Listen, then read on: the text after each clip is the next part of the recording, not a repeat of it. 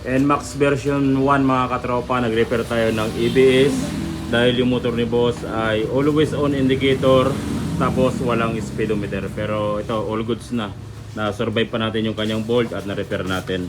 Ito naman si boss nagpalit ng busina, driving light, pastor, ano? Opo. Driving light, tsaka busina. Palagay na rin power interrupter, tsaka ano boss, remap ano? Para medyo aggressive siya. Tapos dito naman mga katropa, nag-car wash lang sila pero hindi na daw gumagana ang motor at ano na sila, ano na Gentle? Walang kuryente. Anong ginawa rito? Nag-car wash. Nag-car wash lang sila boss pero hindi na gumagana yung kanyang kuryente. Hindi na gumagana yung kanyang motor na walang kuryente.